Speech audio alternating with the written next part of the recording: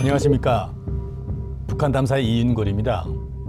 북한이 핵 개발을 본격화하던 시점은 지금 전문가들 사이에서는 되게 차이가 많이 존재합니다.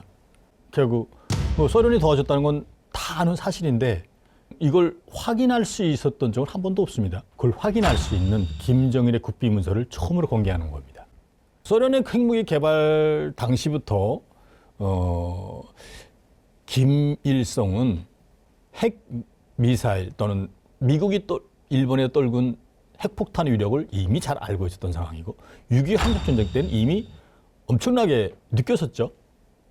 그 이후에 구소련이 핵무기를 거의 완성 단계에 갔고 중국이 6.25 한국전쟁에 참여하기 전에 모택동이 스탈린한테 승인받으면 내가 지원하겠다, 김일성을.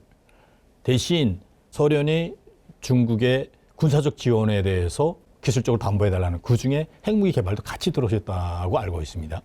이렇게 북한 핵미사일도 결국은 구소련이 실질적으로 제일 많이 도왔고 중국도 일부 도왔습니다.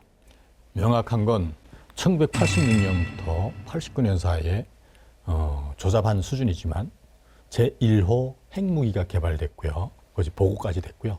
그것을 기점으로 북한은 핵미사일 개발과 전력화에 모든 걸 쏟았습니다. 특히 그걸 만들기 위해서 가장 필요한 기술이 핵무기 기술 개발 이미 상용화 기술 누가 가지고 있었죠? 구소련이 가지고 있었습니다. 근데 구소련이 1989년 12월 25일을 기점으로 무너졌습니다. 이때 북한은 어마어마한 준비를 했습니다. 북한의 정보 조직은 한 4개 정도가 있는데요. 정보기관들은 중앙당 작전부, 중앙당 조사부, 그 다음에 대외연락부라는 게 있고, 그 다음에 군 안에 정찰청국이 있습니다. 이게 총 4개가 있는데 정찰청국은 그때 당시는 지금하고 김정은 시대가 좀 다릅니다. 작전 반경이 DMZ를 향해서 우리 대한민국 중심의 100km 정도입니다. 그리고 대외연락부는 지금은 그때 당시 사회문화연락부, 이거는 대한민국을 중심으로 합니다. 그런데 나머지 작전부와 조사부는 해외에 자금을 세탁하고 그 다음에 여러 가지 국제적인 정보까지도 입수하고 또는 필요하다면 신분 세탁을 해서 대한민국까지도 파견하고 해외 간첩망들도 움직일 수 있는 부서입니다. 이 2개의 부서를 통해서 구소련이 무너질 때 소위 사회주의 공산주의에 나름대로 좀 더욱 충성했던 사람들을 중심으로 구소련 핵미사일 관련된 과학기술자들을 포섭해서 데려가는 일을 했습니다. 그래서 정확히는 한 30여 명 들어간 걸로 알고 있는데 구소련 과학자 기술자들이 들어갔습니다. 여기 보면 김정일의 국가안전보위부 제2자연과학원 안전부의 준 친필 서한입니다. 이런 문구가 있습니다.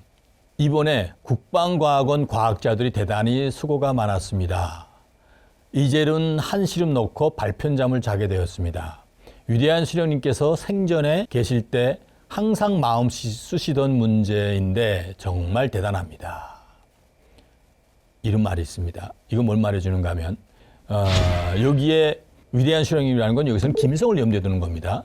그때부터 이 핵미사일 개발을 위해서 노력했다는 사실을 말해주는 거고 다음으로 연구소에서 사업하고 있는 이전 소련 과학자들을 잘 돌봐야 합니다. 생활에 불편한 점이 있으면 연구 사업에 지장이 되니까 사소한 문제까지 관심을 들여서 가족들까지도 철저히 책임적으로 잘 돌봐야 된다. 뭔 말해주는 거죠? 2004년의 지시라고 하지만 이미 소련의 과학자들이 있었다는 걸 말해주는 거죠. 그 다음에 북한 구소련 과학자 기술자들이 핵미사일의 개발에 참여하고 있다는 걸 말해주는 거고요. 또 다른 문서 하나 더 있었는데요. 김정일이 국가안전보위부와 인민보안성 책임일꾼들에게 하신 말씀 발치인데 여기에 참여하고 있는 핵무기 관련된 개발에 참여하고 있는 연구소에 외국인 과학자들의 외출을 금지시키라는 지시가 있어요. 근데 이 지시에 이런 말이 있습니다. 감시 대상에서 제외되었던 이전 소련의 망명객들도 모두 감시 대상에 넣어 회담 기간에 우리의 비밀이 새어나가는 일이 없도록 하여야 하겠습니다. 감시 대상에 대한 감시 통제를 더 강하게 하여 단 한 놈의 족도 우리 영토에서 나쁜 짓을 하지 못하도록 하여야 하겠습니다. 우리나라의 주요 정보들이 계속 유출되고 있습니다. 국내 반탐국과 대외 정보국 일꾼들이 제대로 일하지 않고 있습니다. 2005년 7월 7일입니다. 뭔 말인 거예요?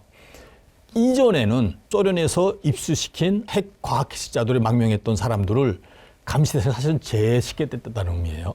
그런데 다시 넣어서 이 사람들은 해외 논문들이랑 다 볼 수 있는 위치에 있기 때문에 그런 걸 통해서 해외 외국에 비밀이 나가지 않도록 하라는 말입니다. 북한 주민들뿐만 아니라 일단 외국인들까지도 감시하고 통제하는 일을 북한에서 하고 있다. 특히 어느 기관이 하냐? 국가안전보위원회 반탐국 그 부서와 대외 정보국이 맡아서 한다는 사실이에요. 이런 사람들이 이 일을 한다는 것을 말해주는 겁니다. 실질적으로 제가 인민보호성의 주민등록문서 관련된 파일도 하나 가지고 있는데요. 그 안에 구소련 출신들이 망명객들에 대한 정보도 있다는 것을 확인할 수 있습니다. 북한은 이미 그때부터 구소련이 무너질 때 핵 관련된 기술뿐만 아니라 무기급 우라늄을 원심 분리로 할 때 여러 가지 부품들을 다 암시장이나 이때 해체할 때 여러 가지 설계도면뿐만 아니라 견본들을 다 들어갔습니다. 구소련이 무너질 때 핵 미사일 개발 관련된 전력환 관련된 기술자들이나 과학자들이 한 7,000명 됐다고 알려져 있어요. 그중에서 많이 나눴지만 핵심 기술자들만 데려왔죠.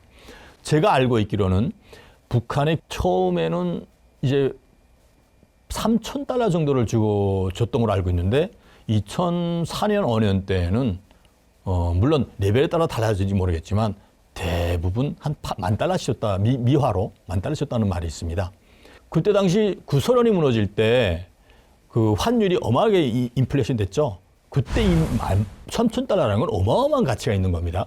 그 정도까지 대우를 해줬다는 거. 그러니까 2002년 권원안의 행군 전보다 2002년 사이에도 사실은 $100면 한 개 4인 가족이 6개월 내지 1년을 먹을 수 있는 돈이었습니다. 그런데 20명 내지 30여 명한테 한 달에 $3,000 내지 $10,000씩 줄 일을 했다. 그만큼 이 사람들이 북한의 핵미사일 개발에 얼마나 큰 일을 했겠습니까? 이것은 북한이 핵미사일 개발을 위해서 얼마나 많은 관심과 투자를 했는가를 단적으로 보여주는 사실이고, 그렇기 때문에 그런 대우를 해줬겠죠. 당시 사실은 구소련이 무너질 때 카자흐스탄하고 우크라이나의 구소련이 가지고 있는 핵무기들을 일부 다 폐기하고 일부는 다 러시아에 다시 들여왔습니다. 그때 바로 북한의 아까 말했던 작전부와 조사부 쪽 사람들이 나가서 이 사람들을 데려간 걸로 알고 있는데, 그때 동시에 무슨 문까지 하는 걸 많은 비밀 자료까지 많이 입수해 들어왔습니다. 실질적으로 그중 대표적인 그 나라 중에 그 카자흐스탄에서는 뭐가 들어왔는가 하면 핵배낭이라는 말 들어보셨죠?